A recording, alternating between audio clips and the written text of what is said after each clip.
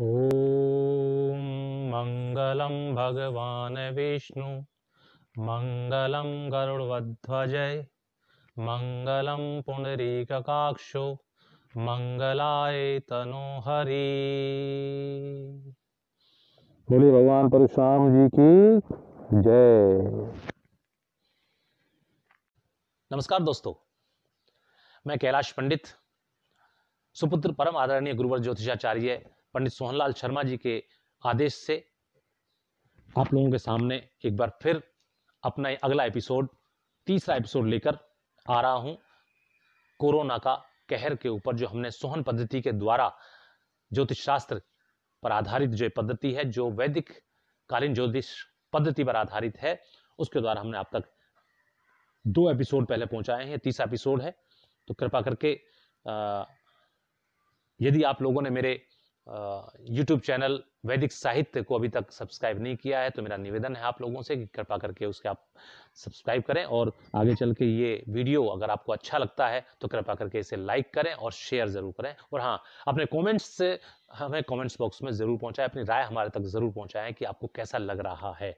और यदि आपने हमारे 2 एपिसोड पिछले नहीं देखे हैं तो कृपा करके उन्हें आप जरूर देख लें, जिससे कि आपको ये तारतम्य जो हम बता रहे हैं इसका समझ में आ सके कि हमने इससे पहले क्या क्या भविष्यवाणियां की हैं, या किस तरह का भविष्य कथन हम कर चुके हैं, क्या बता चुके हैं। हम ये कथन दिनांक के अनुसार कर रहे हैं कि किस तारीख को क्या होने जा रहा है, काफी पहले कर रहे हैं, इसलिए आप बाद में आगे चल के इन तारीखों का मिलान कर सकते हैं और इसकी वैज्ञानिकता को की परख कर सकते हैं। जो 8 दिसंबर 2019 से आरंभ हुआ कोरोना का वायरस, जो वुहान शहर से हुआ था, और 12 मार्च 2020 तक सोहन पद्धति द्वारा ग्रह नक्षत्रों के भ्रमण के द्वारा होने वाली महामारी के प्रसार के विषय में अभी तक पिछले 2 वीडियो में बताया जा चुका है। अब हम इससे आगे आपको जानकारी देते हैं। आप सभी जानते हैं कि प्रधानमंत्री महोदय जी ने देश व दुनिया के हालात देखते हुए महामारी के प्रहार को महसूस करते हुए एक लॉकडाउन को 3 मई तक के लिए बढ़ा दिया है। अर्थात 21 दिनों के लॉकडाउन के बाद 19 दिनों के लॉकडाउन को और आगे लगा दिया है। लेकिन जैसा कि मैंने पिछले भाग में बताया था कि 14 अप्रैल व 15 अप्रैल 2020 को कोई शुभ संकेत लेकर नहीं आ रही हैं, क्योंकि 13 को सूर्य नारायण एक बार फिर विपत्ति कारक नक्षत्र अश्विनी में आकर बैठ गए हैं, और 14 अप्रैल को चंद्रमा भी विपत्ति कारक नक्षत्र में, मूल नक्षत्र में आकर बैठ गए हैं। शनिदेव पहले ही बीमारी देने वाले नक्षत्र उत्तराषाढ़ा में विराजमान है, और वे लंबे समय तक एक नक्षत्र में रहते हैं, ये हम सभी जानते हैं।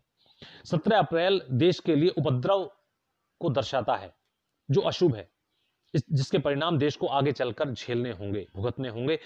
आने वाले 21 व 23 अप्रैल 17 अप्रैल को भड़की आग को बढ़ाने का काम करेंगी। दूसरी तरफ कोरोना महामारी पर देश की विजय होती दिखाई देगी, परंतु यह केवल मृगमरीचिका भर है। मेरा हाथ जोड़कर प्रधानमंत्री महोदय जी से निवेदन है कि कृपा करके इस लॉकडाउन को 29 मई तक के लिए बढ़ा दिया जाए, और अगर ऐसा नहीं कर सकते हैं तो कम से कम 14 मई तक के लिए तो अवश्य ही बढ़ा दीजिए। उनके कारण क्या है वो मैं आपको आगे विस्तार से बताता हूं। परम आदरणीय गुरुवर ज्योतिषाचार्य जी महाराज पंडित सोहनलाल शर्मा जी के द्वारा बनाई गई सोहन पद्धति, जो कि वैदिक कालीन ज्योतिष विज्ञान पर आधारित है, क्योंकि वैदिक कालीन ज्योतिष शास्त्र पूर्णतः विज्ञान पर आधारित है, और उस समय भूत, वर्तमान व भविष्य कथन का आधार ग्रह व नक्षत्र ही थे। राशियां उस समय नहीं थी, उनका प्रादुर्भाव बाद में बेबीलोन के समय हुआ है और पश्चिम से हुआ था। सोहन पद्धति में किसी भी काल्पनिक तथ्य को नहीं जोड़ा गया है। इसमें राहु केतु जैसे छाया ग्रह को स्थान नहीं दिया गया है। साथ ही शनि की 7.5, शनि की ढैया, कालसर्प योग जैसे अन्य कई योगों को भी स्थान नहीं दिया गया है। अभी सोहन पद्धति का सॉफ्टवेयर तैयार हो रहा है। जल्दी ही हम सोहन पद्धति, जो वैदिक कालीन ज्योतिष पद्धति को आप तक अवश्य पहुंचाएंगे, आपके सामने प्रस्तुत करेंगे। जब तक ग्रहों के नक्षत्र भ्रमण के आंकड़ों पर निर्धारित जो समय काल है, ग्रह और नक्षत्रों के समय का मूल्यांकन, उनके भ्रमण का मूल्यांकन हम राजधानी पंचांग और एस्ट्रोसेज ऐप के द्वारा आप तक पहुंचा रहे हैं। मैं हृदय से इन दोनों का आभारी हूं, इनका धन्यवाद करता हूं कि इन्होंने भविष्य कथन को करने में, आप तक पहुंचाने में हमारी मदद की है। आप सभी लोग 25 से 26 अप्रैल को भगवान परशुराम जी की स्तुति करें, क्योंकि उनका जन्मोत्सव है। भगवान परशुराम जी के जन्मोत्सव पर उनसे निवेदन करें कि वे देश दुनिया को इस महामारी से निजात दिलाएं, क्योंकि 25 अप्रैल से 14 मई के बीच का समय देश के लिए अत्यंत प्रलयंकारी, विनाशकारी सिद्ध हो सकता है। यदि 14 अप्रैल से 24 अप्रैल के बीच देश के बुद्धिजीवियों ने इस महाविनाशकारी महामारी से बचाव के उपाय नहीं ढूंढे, उन पर कार्य नहीं किया, तो अच्छी बात नहीं होगी। ये 14 से 24 अप्रैल के बीच महामारी व मृत्यु दर में कमी आएगी। ये जो ग्रह अशुभ नक्षत्रों को छोड़कर आगे बढ़ गए हैं, ये 24 अप्रैल को पुनः अति विनाशकारी होकर नक्षत्रों में आकर बैठ जाएंगे। शनिदेव बीमारी में, गुरु बृहस्पति बीमारी में, जो उनका नक्षत्र उत्तराषाढ़ा, उसमें बैठेंगे। अनिष्टकारी मंगल मृत्युकारक धनिष्ठा में आकर बैठ जाएंगे। शुक्रदेव मृत्युकारक मृगशिरा नक्षत्र में, और बुध विपत्ति कारक अश्वनी में, और स्वयं सूर्य नारायण विपत्ति कारक अश्वनी नक्षत्र में विराजमान हो गए हैं, और अरुण पहले से ही विपत्ति कारक अश्वनी नक्षत्र में विराजमान है। अतः 9 ग्रहों में से 7 नक्षत्र विपत्ति कारक, बीमारी व मृत्युदायक नक्षत्रों में बैठे हैं। शेष बचे वरुण देव व चंद्रमा में से, इन दोनों में से चंद्रमा 24 से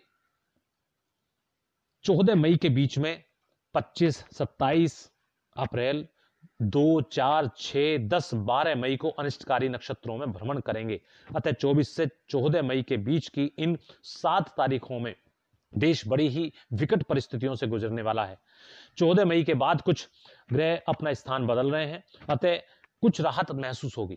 तो थोड़ी सी भी असावधानी घातक सिद्ध हो सकती है देश के लिए, क्योंकि 29 मई तक ग्रह अनिष्टकारी बने हुए हैं। कौन कौन से ग्रहों ने अशुभ नक्षत्र छोड़े हैं और किन किन तारीखों में 29 मई तक सजगता बरतनी आवश्यक है, और लॉकडाउन 14 मई को खुल जाना चाहिए या 29 मई तक रहने दिया जाना चाहिए, इन सब की जानकारी हम अपने अगले वीडियो में आपके साथ विस्तार पूर्वक शेयर करेंगे। और क्या इस वैश्विक महामारी से 29 मई को विश्व को छुटकारा मिल जाएगा, और क्यों महत्वपूर्ण है 27 अप्रैल की तारीख। यदि उस तारीख में अधिक मृत्यु होती है तो आने वाले अक्टूबर 2020 से जनवरी 2021 तक देश व दुनिया के लोगों पर क्या विशेष प्रभाव पड़ेगा। इन सभी प्रश्नों के उत्तर जानने के लिए हमारे चैनल वैदिक साहित्य का अगला भाग, हमारा अगला वीडियो अवश्य देखें। और दोस्तों, यदि अभी तक आपने हमारे YouTube चैनल वैदिक साहित्य को सब्सक्राइब नहीं किया है, प्लीज हाथ जोड़कर निवेदन है कि आप अभी तुरंत उसको सब्सक्राइब करें, लाइक करें, शेयर करें, और कमेंट्स बॉक्स में जाकर आप अपना कमेंट्स भी हमें पहुंचाएं, अपनी राय हमारे तक अवश्य पहुंचाएं। दोस्तों, इसी के साथ मुझ कैलाश पंडित को आप आज्ञा दीजिए। नमस्कार। जय भगवान परशुराम जी की, गुरु जी महाराज की जय हो।